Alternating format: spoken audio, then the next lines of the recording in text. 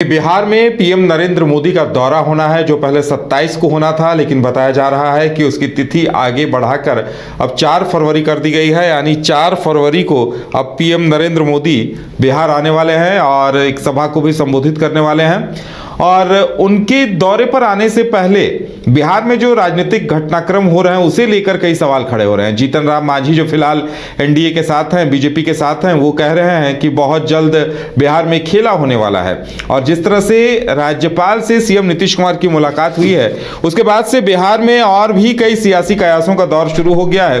तो ऐसे में माना यह जा रहा है कि पीएम मोदी के क्या दौरे की तिथि इसलिए बढ़ाई गई कि बिहार की राजनीतिक तस्वीर स्पष्ट हो जाए। आखिर क्या कुछ वजहें हैं, इन तमाम चीजों पर चर्चा करेंगे।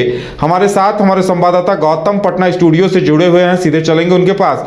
गौतम, पीएम मोदी के दौरे की तिथि एक बार फिर बढ़ा दी गई है और इस पर भी सवाल खड़े हो रहे हैं कि आखिर क्या कुछ है इसके पीछे।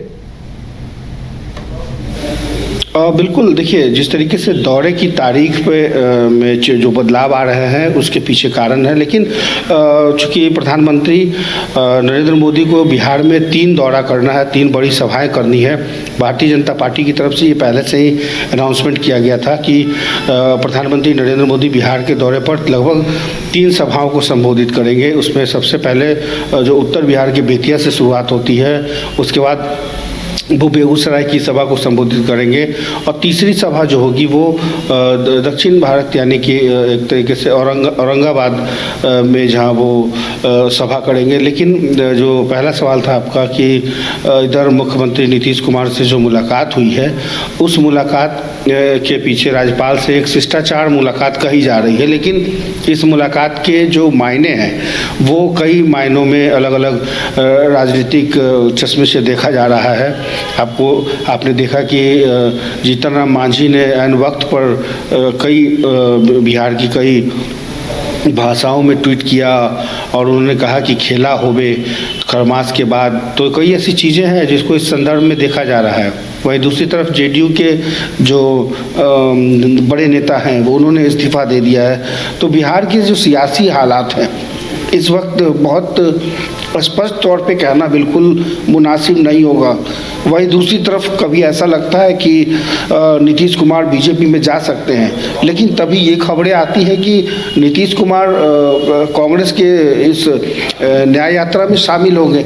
तो अभी ये पूरी तरीके से स्पष्ट नहीं है। लेकिन जिस तरीके से कड़कड़ाती सर्दी के बीच में राजभवन जाकर अचानक से लोगों को चौंका दिया मुख्यमंत्री नीतीश कुमार ने, तो ये कहीं ना कहीं पूरे मीडिया में और तमाम जो सियासी हलके हैं वहाँ पर ये हलचल जरूर मच गई। हालांकि जब वो राजभवन से बाहर आए तो उन्होंने मीडिया से बातचीत नहीं की, लेकिन अंदर में जो 3 महत्वपूर्ण जो सोर्सेज हैं उसमें ये बातें निकलकर सामने आ रही है। पहली ये है कि आज कैबिनेट की बैठक रद्द कर दी गई, एक अनाउंस किया गया है डेट, लेकिन अगर उस डेट को भी अगर रद्द कर दिया जाए तो कांग्रेस को शायद कैबिनेट में शामिल किया जा सकता है और बहुत जल्द ही राजभवन में इसकी तमाम चीज़ें देखने को मिल सकती है। कुछ नए चेहरे भी शायद नीतीश कुमार अपने कैबिनेट में शामिल करें और पुराने चेहरे को हटाएंगे। तो ये एक बदलाव नज़र आ सकता है। दूसरी बात ये है कि क्या वाकई मुख्यमंत्री नीतीश कुमार महागठबंधन से उब कर के पाला बदलने जा रहे हैं? ये एक बहुत बड़ी सियासी हलचल है जिसको लेकर उहापोह की स्थिति है। तो ये स्थिति वर्तमान में राजनीतिक तौर पे राजधानी पटना में आज देखने को मिली। जी बिल्कुल गौतम, यानी इसे इस तौर पर भी देखा जा सकता है कि बिहार की सियासत में अगर कुछ होना है तो इस हफ्ते वो हो ही जाएगा, क्योंकि पीएम मोदी आएंगे, उसके बाद तमाम चीज़ें एक नया आकार ले लेंगी और इसीलिए लग रहा है कि बिहार में बहुत ज़्यादा इंतज़ार अब नहीं है, सब कुछ अपने पीक पे है।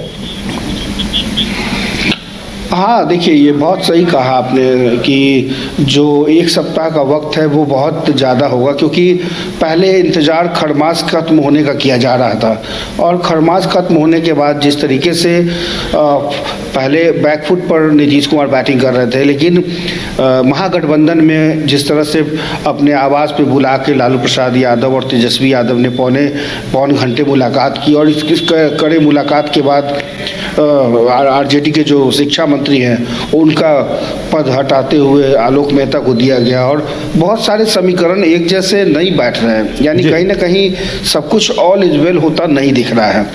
ऊपर से अभी बिहार के अंदर कांग्रेस के राहुल गांधी की 2 यात्राएं होनी है और बड़ी यात्रा होनी है, उसको लेकर के तैयारी चल रही है। उहापोह की स्थिति है, पहले निमंत्रण दिया गया, फिर उन्होंने एक्सेप्ट किया, फिर वो जाएंगे उन्होंने कहा, लेकिन अगर नहीं जाएंगे तो क्या हो सकता है, क्योंकि केसी त्यागी के बयान के बाद से केसी त्यागी का बयान बिल्कुल नपा तुला है, और इस बात से कहीं ना कहीं अब जो राजनीतिक स्थितियां और माफ कीजिए जो राजनीतिक अस्थिरता का माहौल है, लगता है कि आने वाले 7-8 दिनों में ये सब कुछ सामान्य हो जाएगा और देखना होगा कि कौन किस करवट बैठता है। जी चलिए गौतम, फिलहाल हमारे साथ जुड़ने के लिए और तमाम जानकारी देने के लिए आपका बहुत बहुत धन्यवाद। तो अब इंतजार इस बात का होगा कि क्या पीएम मोदी के बिहार आगमन से पहले तमाम तस्वीर स्पष्ट हो जाती है, क्या जीतन राम मांझी जो बयान दे रहे हैं कि बिहार में खेला होवे, क्या नीतीश कुमार ने राज्यपाल से मुलाकात की और इस मुलाकात से आरजेडी को दूर रखा गया है, तो इन तमाम चीजों के मायने क्या हैं, इस पर बिहार की सियासत निर्भर कर रही है।